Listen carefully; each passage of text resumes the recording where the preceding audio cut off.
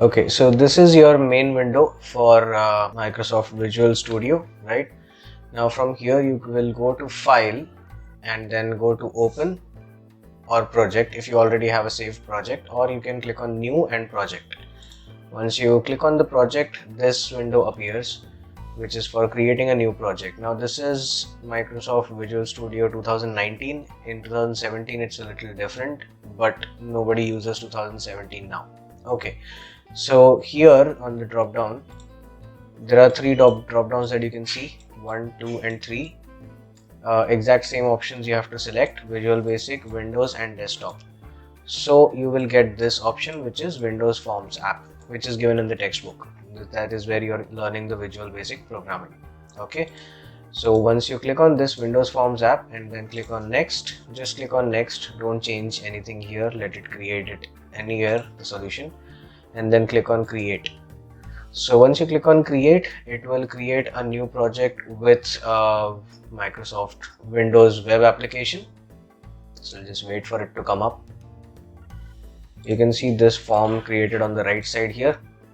If in case this fails to load, then you can click here, double click here and open the form again. It should work. Okay, so this is your form 1, which is a blank form, and we want to add certain things to it. So as given in the textbook, the shortcut is Ctrl Alt and X for toolbar.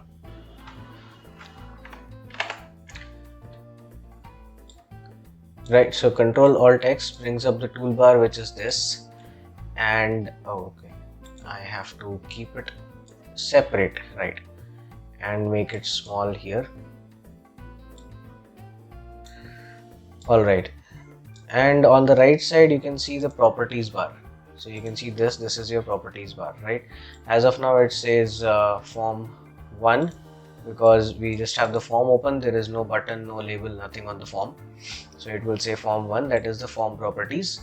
And on the right side, so I can just click and snap it here, but mostly I should prefer keeping it outside because otherwise it's confusing where is what. So if you just keep it on the right side, that's good enough, right? So I will again make it small and search here button. So like this, you can just click and drag to add a button anywhere on the screen.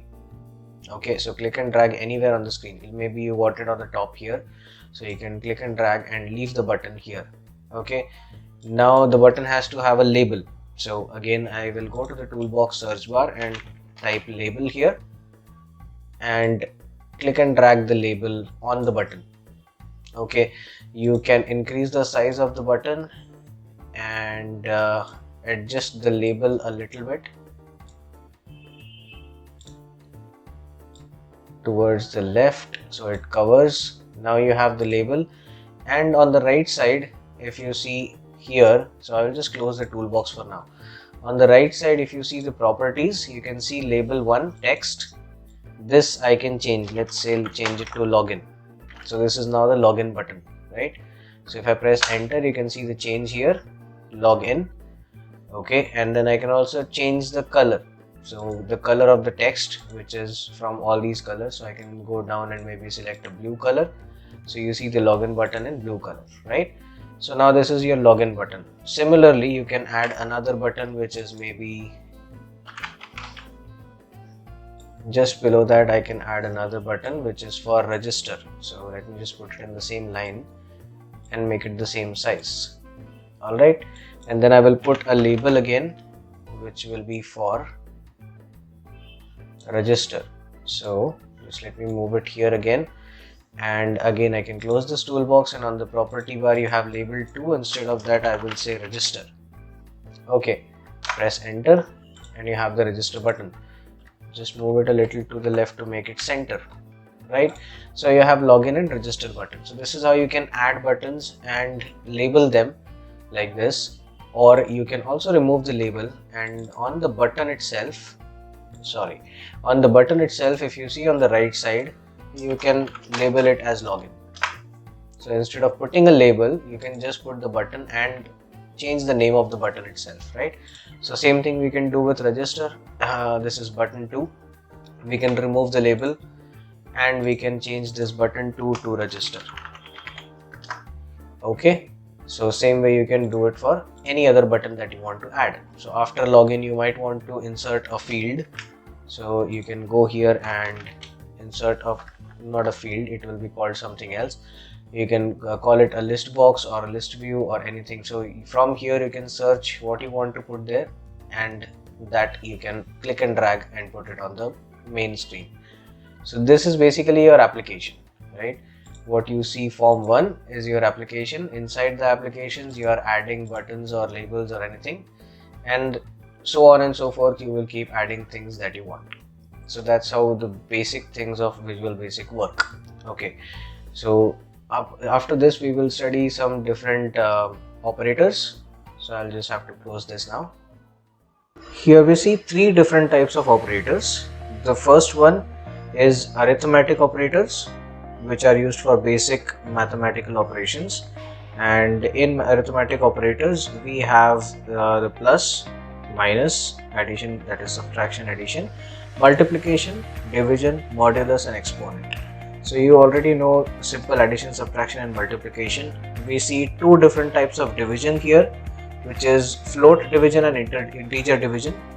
Here division means float division, in which you will get answer in decimal points, and integer division means you are only getting integer numbers. Now modulus is giving you the answer in remainder. So here you are going to get answer as remainder. In the other 2 divisions that you see on the top, you will get the answer as quotient. So that is about modulus. So you just do num1 mod num2, or you can put a percentage sign as well. That works the same way, and it will store the answer in the variable. The last one is exponent, which is multiplying the same number multiple times. So if you have 2 to the power 3, it will be 2 into 2 into 2, that is 8. So that's how it works. The next one is relational operators, in which you will do comparison. So when we say relational operators, you have less than, greater than, equal to, less than equal to, not equal to and equal to. All these are called relational operators. We have the first one, which is A is greater than B. So it is just comparing the 2 numbers or 2 inputs, A and B. Here an example, it is 25 is greater than 3 or 2. So that is true, that is why the answer is true. So you are getting a result based on the sign and the comparison done. Okay, so same for the third one, that is, you checking greater than or equal to. So 83 is greater than equal to, so you are getting true. But in this one, less than equal to, it is false. So 83 is less than equal to 75, no, it is not true. Okay, then you have not equal to, so it is going to match exact characters or exact string that you have entered.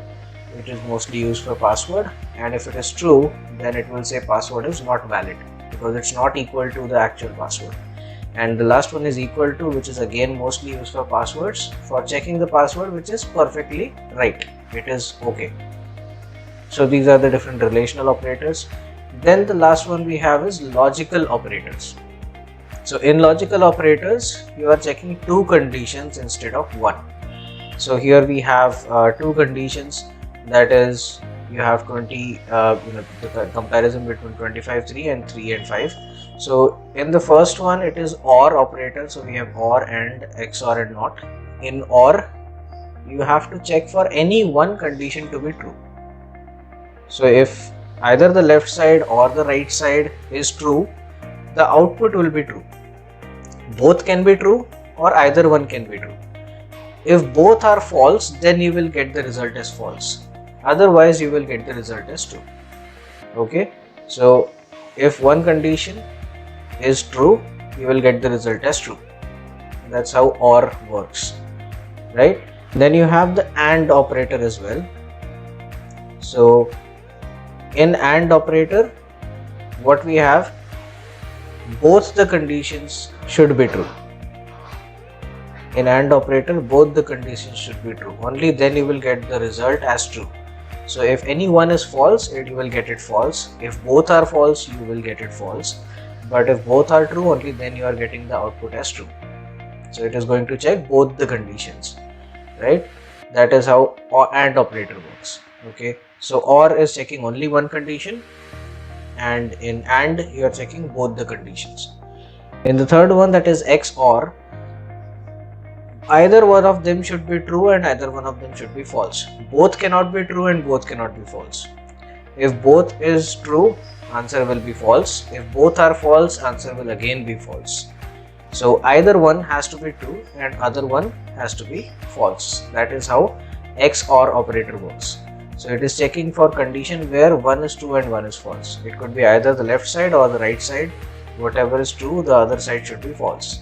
Okay, and the last one, which is not, is just doing giving you the opposite answer. So if you are getting true as the value for a result, it is converting into false. If it is false, it will convert to true. That's all we have in this part for the basics. See you again in part 1 where we do some buttons, labels and codings.